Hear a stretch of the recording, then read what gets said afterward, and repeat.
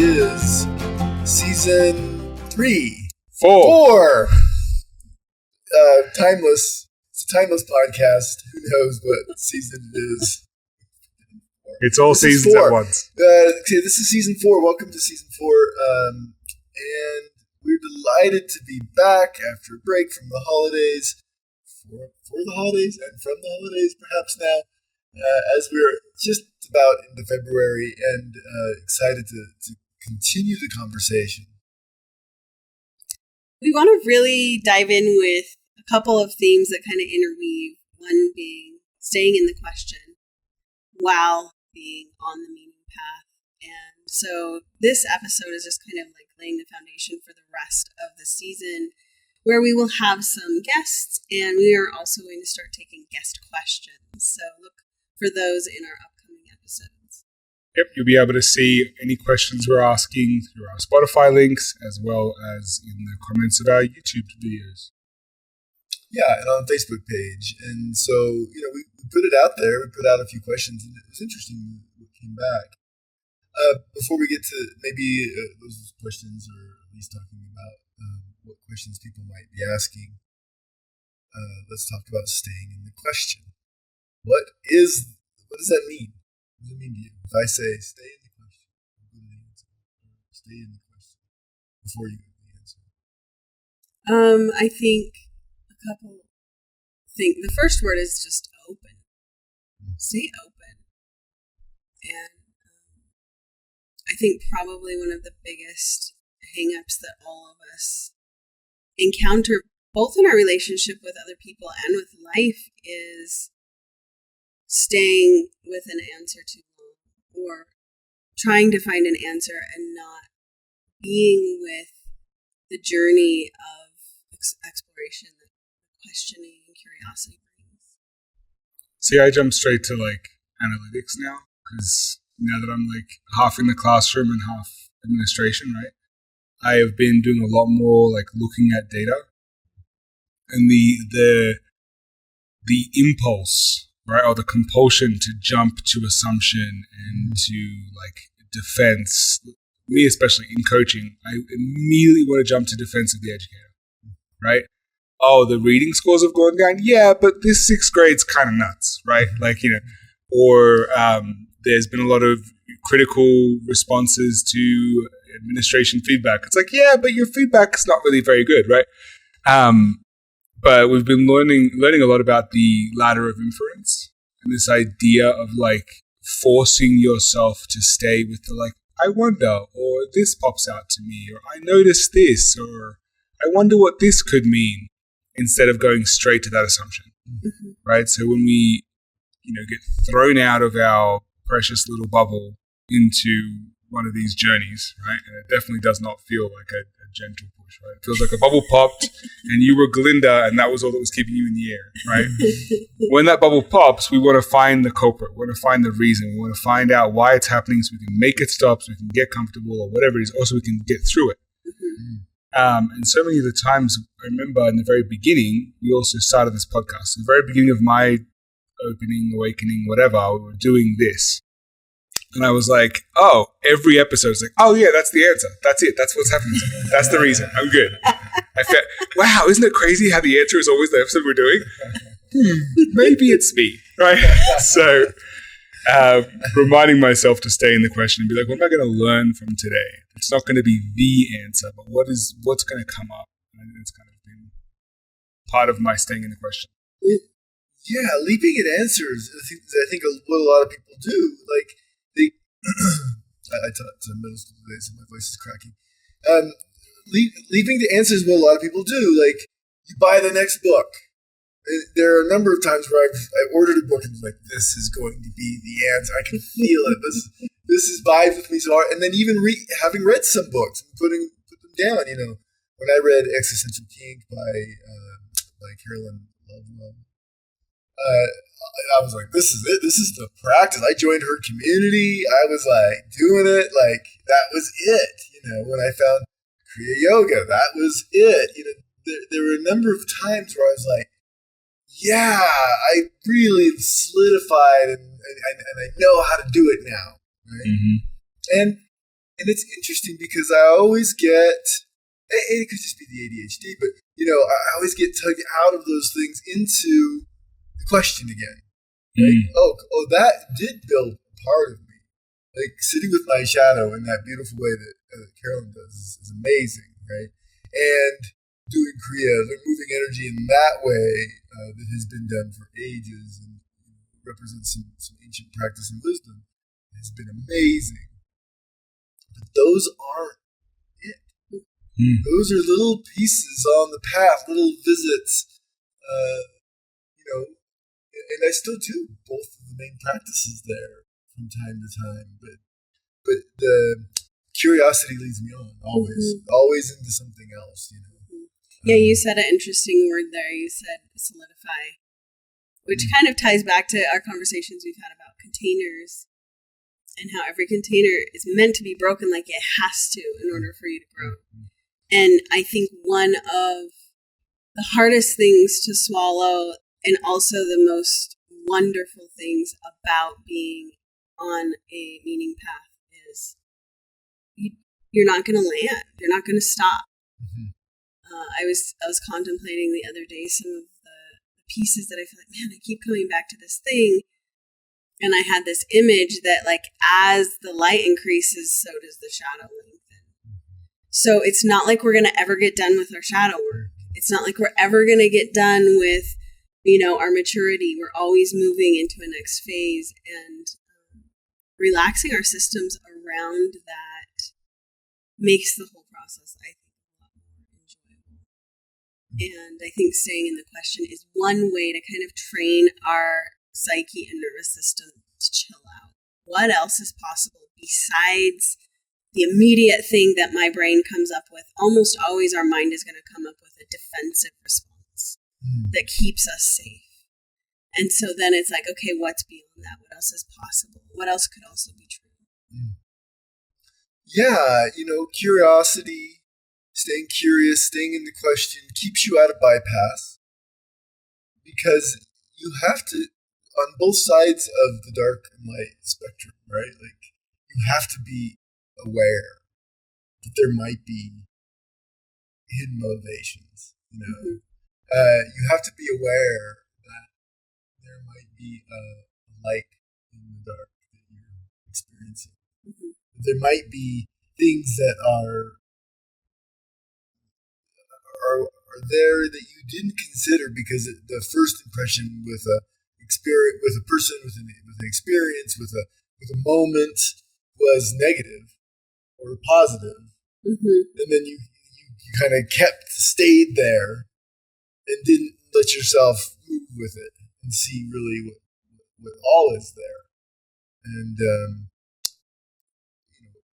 that can happen. Or misdirection. You end up getting tugged all the way this direction, and it was enough right that it helped, or that it was interesting, or that it felt something in it, but not enough wrong or enough dishonoring to your path that after a while that builds up and you go, oh no, I can't do it. Okay, when did you do that? Have you done that in your life? Where you saw something that was tantalizing and you went too far? Tantalizing. Like every day. Let's see.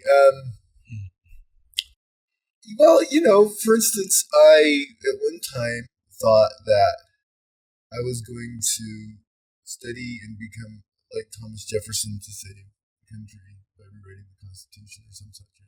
This is my Georgia college days, and it was a beautiful and interesting thing, and I studied my ass off because I really believed that, But over time, the kind of bullshit in that, even though we were reading the best books and having great conversations and experiences, over time, and I watched a lot of my friends who were there too. It's kind of like the church where your shelf gets full of questions and problems, and after a while, you're like, oh shit! Like there was too much ego in it, too much. I don't know, just not quite attunement or understanding of wider picture of things, too much conservatism, to really make that ultimately valid. But it took a minute, man. I was in it. I was in that so hard, and I'm better for it. I'm better for that experience. But after a while, that other side built up, and you're just like, which was really excellent education for this. For what's it called? Where you take the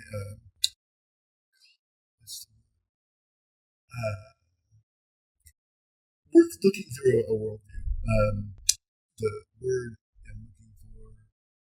Looking through what, like the paradigm that you're in, or deconstructing your worldview. Yeah. Okay, which is an excellent tool. Doing all that study was excellent for deconstructing my main worldview. Actually, turned out to be a pretty good education for that. That's not why I went there. I love the idea of deconstruction because it seems like I haven't been able to get out of this game fully. That as we're deconstructing, we're always reconstructing our next ego. We're always reconstructing the next, the way it came to me in medicine recently was our next, false image of God that has to be shattered. And it's usually we're creating God in our own image,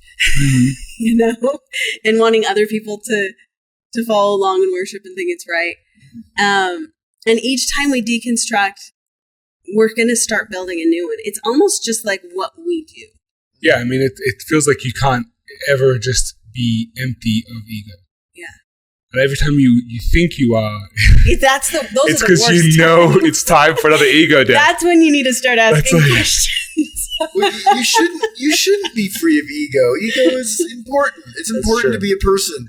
It's important. It's important to not let that get so rigid that it runs you.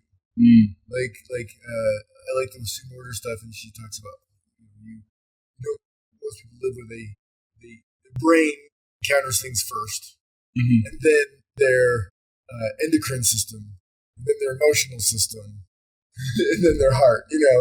Which keeps you in a really icky box. Your brain has to get to it first and make sure it's safe. Rather than taking in things into your heart and then letting your emotional system or your endocrine system, I can't remember which one comes first, and then your body, and then your brain, it gets to, at the end, help you figure out how to live with what you're experiencing and what you're knowing, from letting things into your heart first. I think it's an interesting model.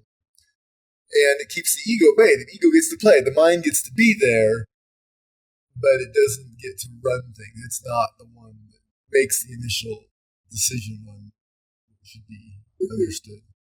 Yeah, it's really not you. I think there's that identity thing, right? Your ego's not you, but it is the way that you see yourself in whatever moment. And so knowing that can change, huge jump for most of us, because what we want to do is see ourselves as in a certain way and then defend that. Well, I mean, that becomes the only way you exist, right? Like the way you see yourself is who you are. So then I struggle with this. Anytime someone has a paradigm or a mental model that they use as an excuse for not growing or for not challenging themselves or for not trying, right? Like, oh, I don't read. What do you mean you don't read? I don't read. It's not my thing. Like, you understand that there's that's a function of life. You got to be able to read. So I can read, but I don't. It's not really like who I am. I'm not a reader, right? Like that thing. Yeah. And I'm like, you know how much shit you're missing because you don't read. Like, bitch, just read.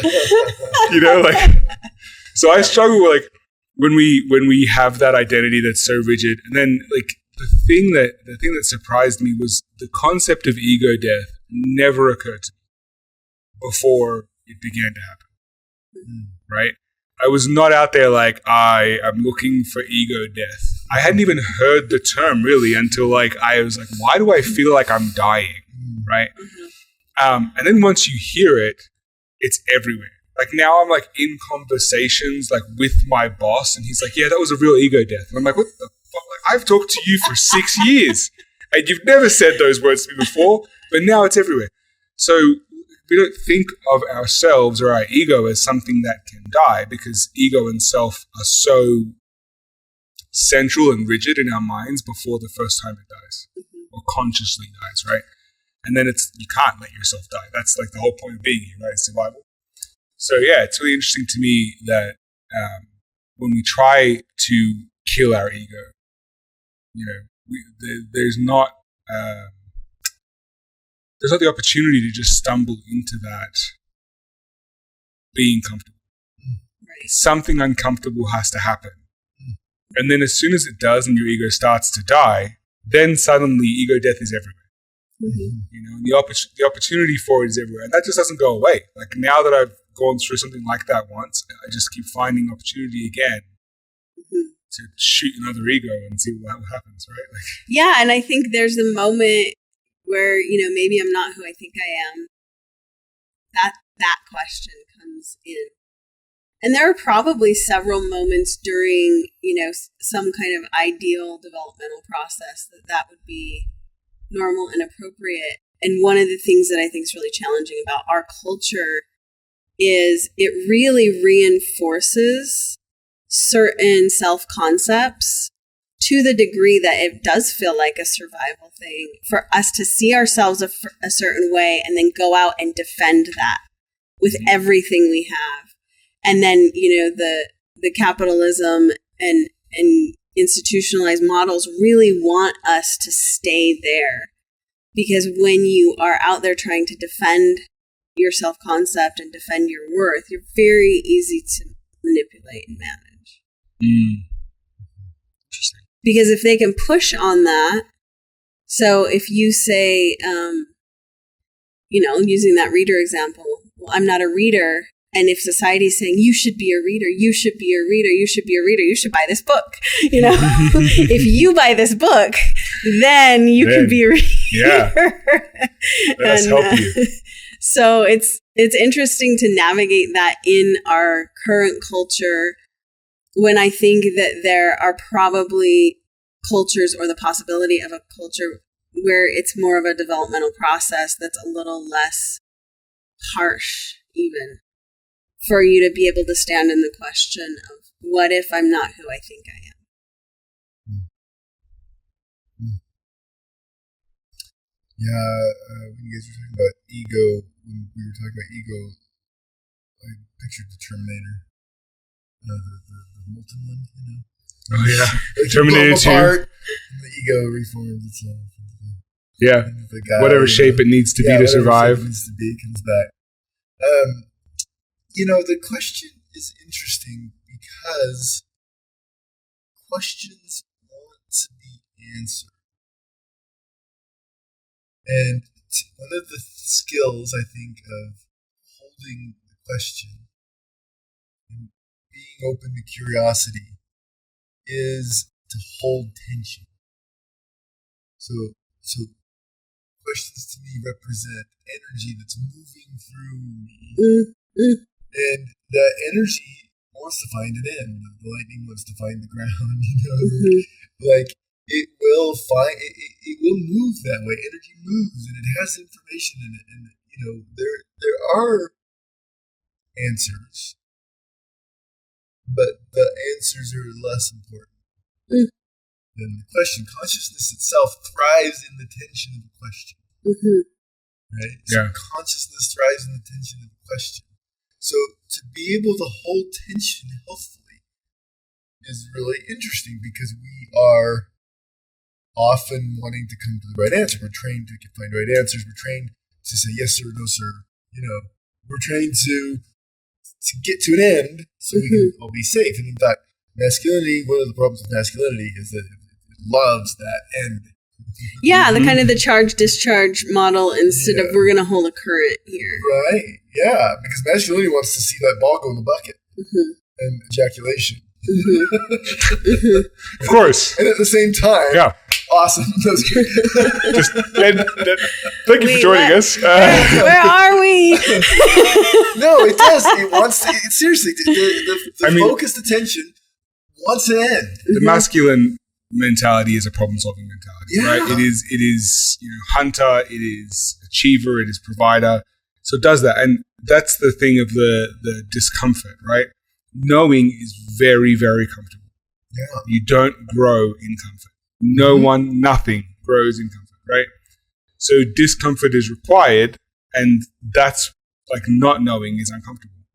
You know, the unknown is uncomfortable. That's just, look, open a history book. Unknown, uncomfortable, right? Yeah. And so to me, that living in the question, it's the only way to achieve growth, but it's also the only way to achieve change or progress or movement of any kind. So an ego can't die until the question is presented, right? Until you're in the question. And the second you get out of the question, you found the answer, ego death stops. Change stops. The whole cycle stops. The amount of times I was like, cool, I'm good. And then it took the next time we had an episode for a new question to come up for me to go, oh, fuck me, I'm not good at all.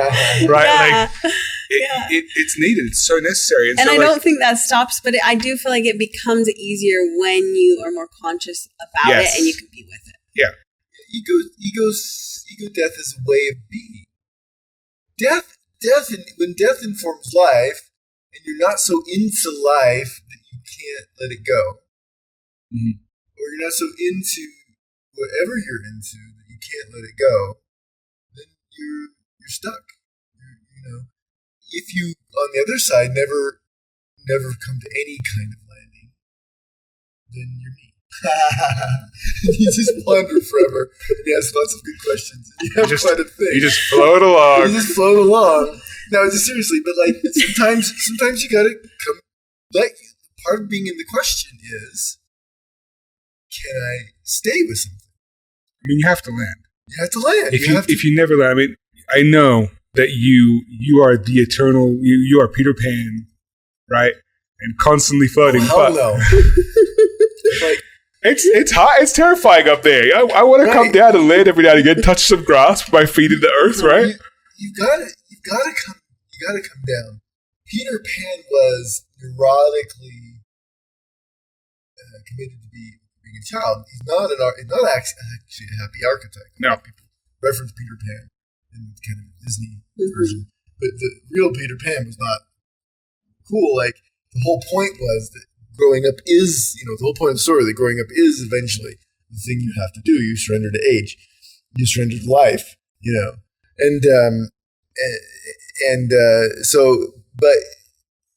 so I wouldn't call myself Peter Pan. I would call myself overly enchanted.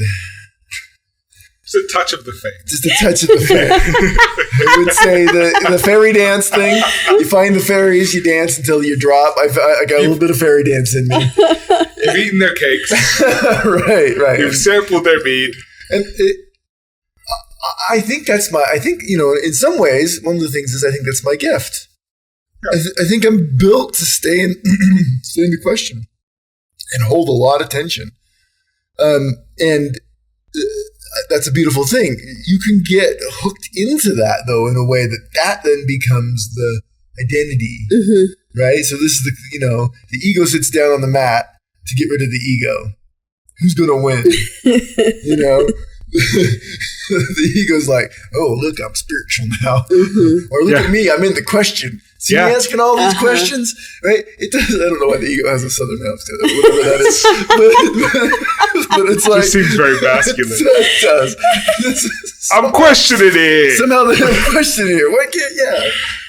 Don't bother me, I'm questioning. Yeah, exactly. But any identity is... And it's such any identity can be damaging. It's such a meta skill to be in the question. Because it's not even about asking questions, although that's a characteristic of being in the question. Right.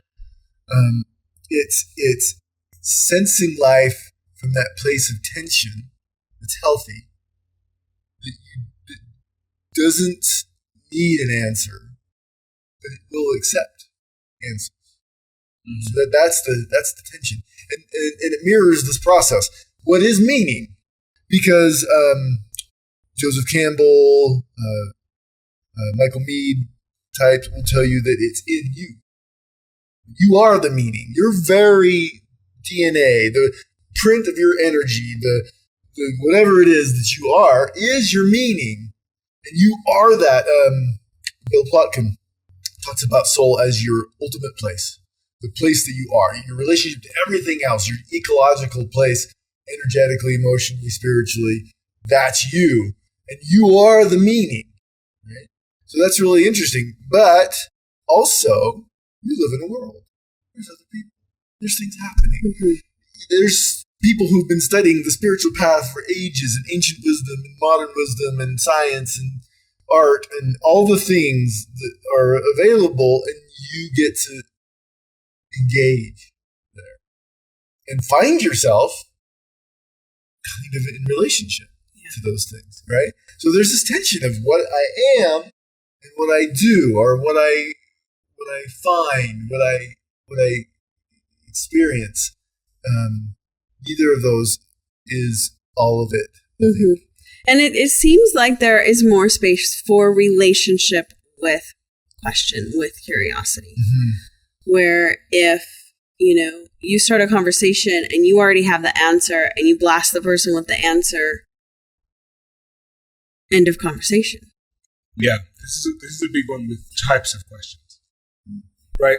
So I know Steve knows these terms because this was like how we were trained with the great books, conversation, discussion things, right?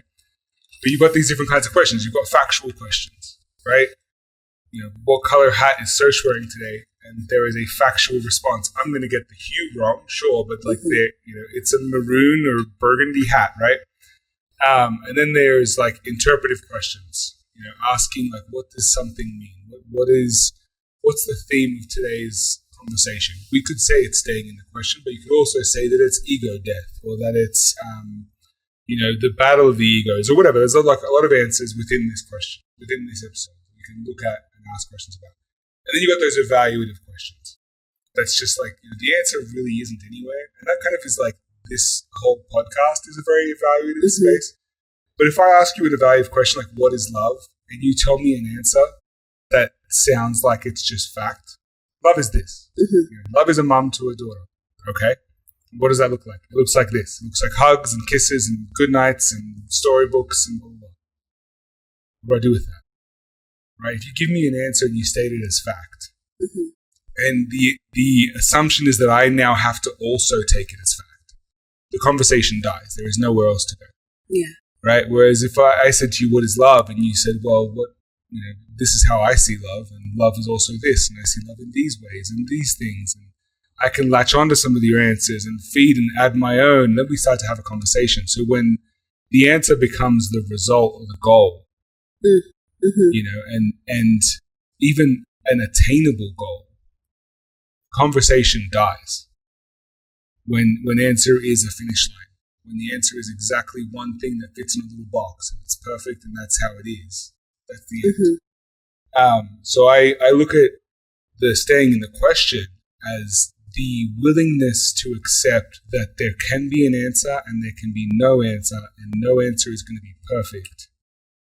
And every answer then launches you into a new question. Mm-hmm. That's staying in the question. Mm-hmm. Right? It's not about like how many questions can I ask or can I get the ultimate question. It's like, what questions now have come up for me? When I learn something new, I immediately now know I didn't know something before, and now I know there's something else I don't know that I want to know about. Mm-hmm. Mm-hmm. So that idea of the question and the answer being a cycle instead of a race. Yeah, and that when you're feeling maybe some of that relationship longing or loneliness or conflict, have you sat with some questions?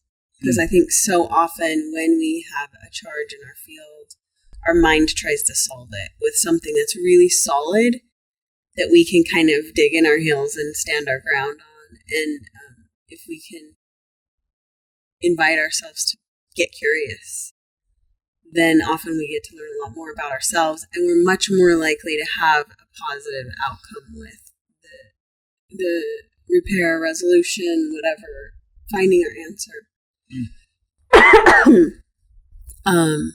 So I really love this relationship, that staying in the question serves relationship. And since that's, at least half of our game, as Steve is describing the whole soul thing, like, yeah, it's your place in a broader ecosystem. And so, yeah, I'm even picturing like these moments with my kids where they ask me a question that may have a one word distinct answer. And I have the opportunity to say, yes or no, or that city's in Florida, and keep scrolling on Facebook or whatever I'm doing, right? Or I can say, why do you ask? What's going on in your world? What else is possible? What do I not know about Florida or volcanoes or whatever? And all of a sudden, this huge space opens up where I get to be in relationship with my child. Mm-hmm. And they get to feel invited and attuned. And I get to feel excited about learning with them. See, that's the thing too. We talk about like, oh, kids have so much like knowledge and truth and like, they're so innocent, blah, blah, blah. But kids are like seriously the best at this thing. Mm-hmm. And it's the most annoying freaking thing on the planet when you feel like you have the answers and you've already given it to them like 7 times. They keep asking the fucking question again and again and again, the same question. You're like, dude, I answered this question like 3 weeks ago. Or you ask a question and it's why? This. Why? This. Why? This. Oh my God. Because the meaning of life, 42, just be done. Right? But they're never done. And it's like you have to like, it's almost like we train ourselves to stop doing that, to appease, the more serious adults in our lives. Like, and I catch myself doing this all the time. I'm like, just leave me alone. Stop asking questions. And then I'm like, God, I fucking suck. I just tell my kid to stop asking questions. I'm like at school being like, can you guys ask some damn questions already? Like, can you be critical thinkers? And my 5-year-old, I'm like, enough, Afton. Like, no more questions. But I do. I feel like you have to learn to stop asking questions. It is like the natural innocent state is curiosity, And so it's one of those things we go back to and be like, how can I be more like the child in this situation? Mm-hmm. And the most fun thing to do is to flip it on them, and when they have the answer, just be constantly asking questions. Especially when like Letty's in the midst of an anxiety attack. It sounds counterintuitive to ask questions when someone's having an anxiety attack, but if you can get them to focus on something completely random with a weird question, it distracts. And then you can kind of like come back and ask her about why she was anxious, and it sort of like helps her resolve whatever feeling she was having. I'm just like, but actually annoying Afton with questions is really fun. Like annoying a 5-year-old by asking too many questions. That's a game. Like, that's a lot of a long road trip of questions. Playing the players there. Yeah. It's so interesting. I see a place that people might go here, and they might say, "What about facts?" What about facts? Aren't there facts that you need to say are facts, and they're facts, and you don't need to say they're not facts because then you're ignorant and you're spreading fake news and misinformation, right? Aren't there facts that we need to pay attention to? And I would say, sure, fine, have your facts. Usually, things turn out to be wobblier than you think, though. Even the facts that you know are facts are wobblier than you think, because somewhere in there's going to be something else. It's like the discovery of quantum physics, where we had the material world figured out, and we were like, had it all, and we were just finding smaller, things, and it was really cool. And then all scientists were like, whoa, shit. It just exploded. And I guarantee you, there's an infinite amount of those whoa shits out there. Yeah. I mean, a fact is only a fact until a new fact comes along, right? Like, the Earth was the center of the universe till it wasn't. Yeah. Right? Exactly. And I just know. I just know that is, it's coming. And it's gonna hit us faster and faster and faster as we get into more what I would say is the general awakening of humankind. It's going to be freaky. The way that Terence McKenna says, like, Just wait. He's like, you think it's weird now? Just wait. It's about to get really, really weird. And I feel like we're all on the same page there. I mean, just the last month has been really fucking weird. Yes, 2025 came in with Good God. full tension glory. I I was like, nothing's going to trump 2018, 2019. And then Trump fucking trumped 2019. I was like, God damn it, man. and it's just interesting. Yeah. And it gets strange. Anyway, but just to keep on my point just a second. And that is, it will get weirder, and there are questions behind the facts. Always, always, always. Yeah. They're lurking there. They're little demons, little gremlins back there, and they're going to get you if you think. But, you can make an airplane fly somehow. And that relies on a bunch of calculations and interesting, very precise, construction and understanding that took a long time to develop in the human mind and human experience. I don't disvalue those things, but if we didn't have airplanes, I wouldn't give a shit. Yeah. Do airplanes make my life meaningful? They build a certain capacity, and they also build a certain horror. Now we no longer have real culture, and also culture's enmeshed, and that's a really cool thing too, and also scary. And we have too many answers, and we've done a lot of these really cool things in the physical world, and I don't give a shit if we can build buildings sky high, and if we can communicate on a cell phone, so conveniently. It doesn't. It only almost adds negative tension to my life when technology advances. So sure, science is great. There's facts. There's good things. I'm happy to have them. But also, they're not it. And when we think that's it, when we think we're going to invent the next thing and we're going to find the cure to cancer and everybody's going to be happy, or we're going to finally be able to travel across the country in an automobile, or we're going to finally whatever the hell you think that science or somewhat progress, whatever the hell that is going to do, you're wrong. It's not going to do it. It's not going to make us happy. It's not going to make us fulfilled. Let's say that tomorrow they invented free energy. Cold fusion, here it goes. Let's get up to solve all our problems, right? Isn't that going to be great? No, we'll find new ones. We'll use that one to fuck ourselves up somehow. That's the thing. That's the perpetuality of it all, right? Is that every answer leads to a new question. Every fact has a question behind it. The whole science works on the model of let's ask questions about our facts, right? Yeah. What do we know? What can we know more now that we know that thing, right? So the same thing happens with solutions and problems. We find a solution to expensive gas prices, and we're going to find the problem of we need more land to fit all of our cold fusion devices on. Right? Something's going to happen. Something's going to happen. And so that's the trap of it all. It doesn't matter if you're looking external or internal, because I think this happens internally too, right? Which we talked about earlier. I kill my ego, I find the next thing on the inside that gives me meaning, and it's that's just another thing, and it's cool, and I'm glad I have it, but now I need to find the next thing.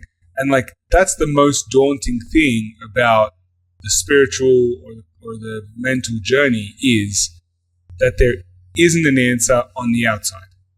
It feels like I can't go to anyone to find truth, because every time I've tried, I have found more questions, and so I'm just constantly uncomfortable. So then you have to take a break and then go back into it again. It's to me, being a scientist, I'm sure has its scary moments, but being I don't know what you would even call it, philosopher, I guess, right? An individualist is terrifying as hell, because I don't know who to go to for answers. So, this whole thing of staying in the question, it sounds great, it sounds freeing, but it's also kind of terrifying. Yeah, it's very uncomfortable.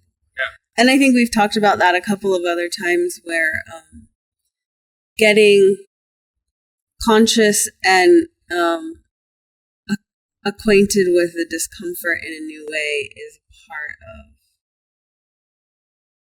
almost keeping that current of wonder going. So that it becomes less about building a meaning container and then destroying it over and over again, and more about living and being with the energy of life as you go through that process.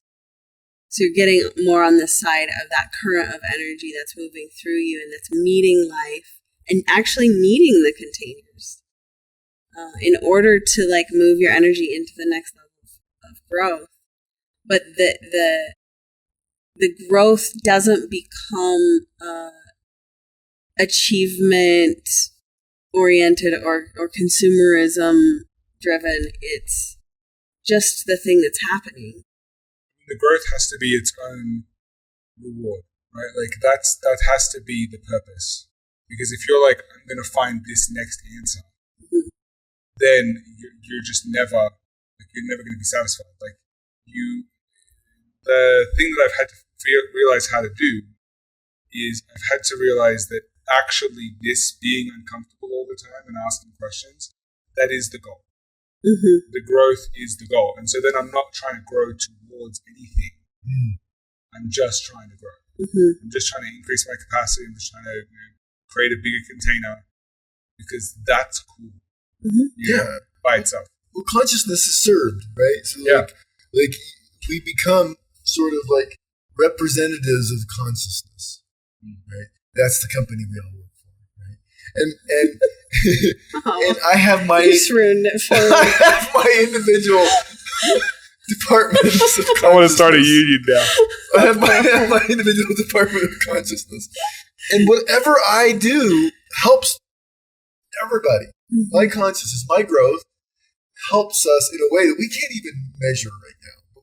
But I think we will. I think we will. I think we'll figure this out to the point where we'll be like, oh yeah, that's consciousness. That's the united field that we're all part of, that we're all working with, and we'll get to the point where we realize that, and then and it will take us past our individual selves and also let us really be ourselves at the same time. When as that happens.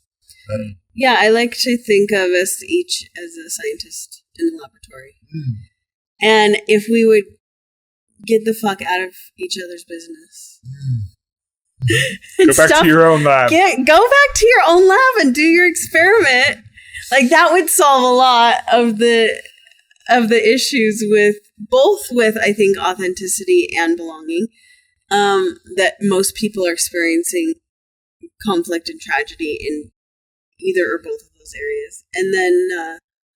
And then what you will find when you mind your own container is that you'll see where your experiment does tie into someone else's in a harmonious way, where you can work with other scientists in the field, and you don't need to worry about somebody that's like, way off studying a totally different thing.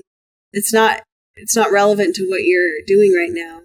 And I think we spend a lot of time pointing fingers and trying to get up in other people's business because we think our experiment is the one true, right? Experiment. Yeah, absolutely. Yeah. So how do you do it? How do you stay in the question? Good question. What's the practice or the way of holding myself on a day-to-day basis and going through life, and I find meaning, or I find answers, or I find problems. How does a person stay in the question? What is or how do you do it? What's the question? I think a big piece for me comes back to the somatics, where I get a little bit better and a little bit better at noticing my discomfort when it's still in the somatic phase, before it gets to my mind. And then I can be right there with it and say, why am I uncomfortable? I mean, I think a lot of the times asking like, why am I uncomfortable is a great way to like find out what question you're already contemplating or is being contemplated behind your own mind, right? Yeah. But I know for me, like, it was, there are so many times where the question feels like it's banging on your door, like it's trying to get in, and you can be completely closed. So, I want to say like, oh, something happens to you and it's an external pressure that then you have to ask the question. But there have been so many times where I've experienced hard things or experienced joyous things or whatever, or been challenged or confronted with a question and just been like, no, I'm good. I'm not asking the question. So there's something in it that like, that there's a willingness that has to exist, right? And sometimes that is, your whole worldview is shaken to the point where your only option left is to ask, why do I feel like I'm dying? And often that's the first question, right? So you have to start asking. Whereas if you're like, well, of course I feel like I'm dying. That bitch took half my money and half my kids or whatever it is, right? Like, of course I feel like I'm dying. Those fuckers fired me. Like, if you already have the answer, you're never going to find the question. Right. And so there's some humility in that. And there's also like, for me, it was a sense of giving up. I had to sort of surrender to the question and be like, I don't fucking know. And I hate that I don't know. So I'm going to start asking some questions, And then I feel like consciousness kind of provides. Yeah. But that first thing has to happen. Like there was no way that I was going to go through the experience I went through with a closed mind and also happen into this situation right now, right? I had to be willing to be like, I'm kind of screwed and I need to reach out to people who were mentors to me in the past, right? And when I came to teach in America, Steve was one of my mentors because his classroom was fun, right? And so I reached out to him again, And so I asked the question. I had to ask the question, and then the universe provides not the answer. The universe provides the facility for more questions. Yeah, it almost like space opens up. Yeah. I love that process you just described. I felt that. It's like this somehow you get the ball rolling. Yeah. And you think, oh, this will be the answer. Yeah. There's part of you that's just always hopes, right? It's always back there. It's always going to be. I got it. This is it. The carrot on the street. This is it. but it just gets you into a larger field of questions, which then at some point, I think that kills something in us that needs the answer, or at least that part gets a lot quieter. Yeah. Because we get into this place where we can, again, we can land on answers without needing those to be the answers. We can land without setting roots. Well, yeah. We can land without sticking ourselves in the mud. Sticking is the thing, right? Yeah. We get less sticky the more that question, that field of questions. And again, I think Earth is just a release of one of the answers. I think we're all here, I think we get out of Earth and we're like, oh my God, bigger field of questions. Right? Like, we think God's there. Damn it, I thought that was the answer. We go up to God. Exactly. We're like, hey, what's up? He's like, I don't know. Like, what do you think? What's the meaning of life? I don't know. What do you think? Yeah. Didn't you figure it out? I sent you there. I'm having an ego death right now. But I love the transmission of that, Keith. That was glorious. So we had this really cool opportunity back in November to be in ceremony on election night. And we were exploring the possibility of the United States having a soul that was in the process of maturing. And that we were I don't like who it's maturing to be. We're coming from this personality. It feels very adolescent right now, doesn't it? Coming from this personality development, this personality style, kind of ego style freedom that the United States has held.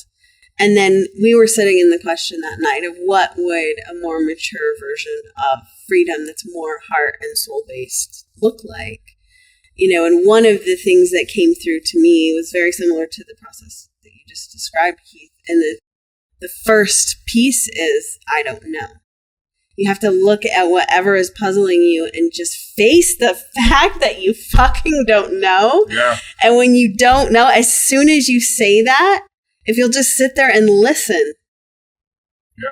I mean, essentially, that's where it's going, right? Then like the answer eventually. The answer comes, and then you choose, or multiple options present themselves. Usually, options that you couldn't have thought of in your concrete mind that was closed. You know. Yeah. I mean, that's essentially like at the moment, America is an adolescent that thinks they know everything. Thinks they've got the answer. And right now, the answer is very right. Right? Who the fuck knows if I'm going to be here in a year, guys? I may be producing from Australia. Oh, we don't know. Can we come with you? I'm sponsoring half the freaking state at this point. But, at some point, like they're gonna go down this path. They're gonna figure out. They're gonna do the things. He's gonna find a way to rip people's citizenships and kick people out and get rid of all the fuckers that are causing the problems. Right? Because that's what the answer is right now. Is get rid of these people, this other, and we'll fix the problem. And that's not gonna fix shit. Yeah. And they're gonna be like, "What the fuck? I thought that was supposed to fix the problems." And then hopefully, America will start asking questions. But we kind of have to go through the mud.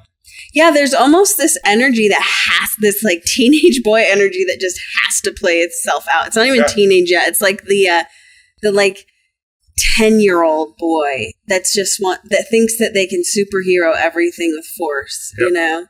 I would say they 13, have all the answers. Oof, that age. Yeah, psychoadolescence is Bill Plotkin's term, and he talks about how the whole world is stuck in this psychoadolescent state. Materialism did it to us, or that was a result of materialism. And I think in the growing, he also sees this as the opportunity, and this is where I see the Trump presidency and kind of this like yeehaw, yahoo kind of like mentality. Let's just name it the Gulf of America. And at some point, people are like, yeah. And at some point, they're like, what the fuck did that do? Yeah. What? It's satisfied. What was that? I'm telling you, it satisfied your 10 to 12-year-old boy. Because at some point in your life, you've kind of like, yeah, we should just get rid of all the gays. This is the thing. You can never ask a question while you think you have the answer. You're never going to ask a question while you think you have the answer. And you have to search. You have to go down that path. You have to get and practice and play with the answer and be like, that was not it, before you can do anything. Totally. And we've been electing people president, for instance, who we think, even if we don't like them, they have the answer. They have an answer. Right. They think they know. And you're like, well, he's rich, or he's famous, or he's something. Yeah. And they, he talks well. Whatever, and then they must have an answer, and it just doesn't work. And at some point, adolescence ends because it's not satisfying to be an asshole.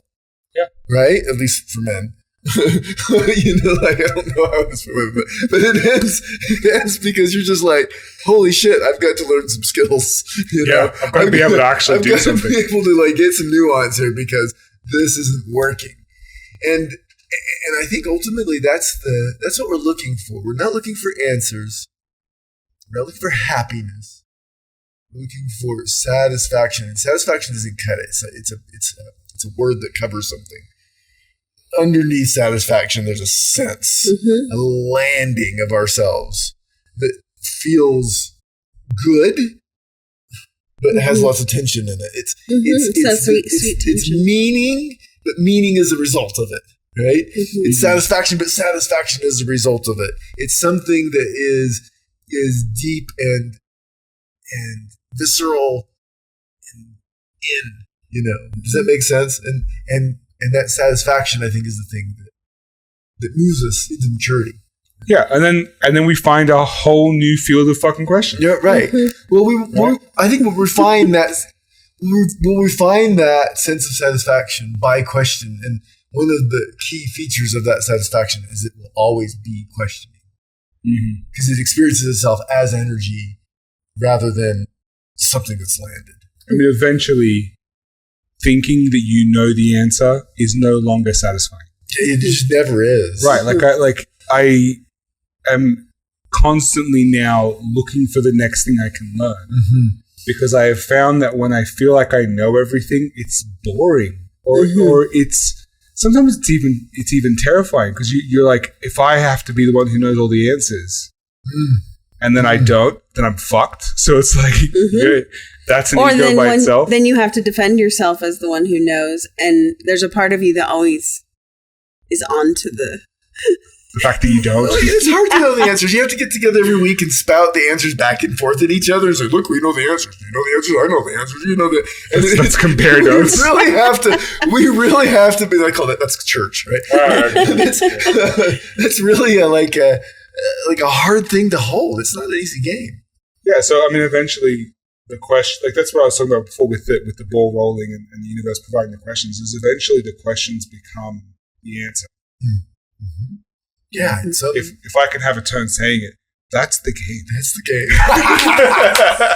Season 4, episode 1, I did it. Take us out, Keith.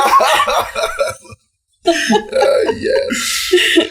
All right. I think that is actually going to be the end of the episode. So thank you so much for joining us for the first episode of Season 4 of Conversations with Life. If you guys have any questions, I hope you do. Good God, you had better have some questions.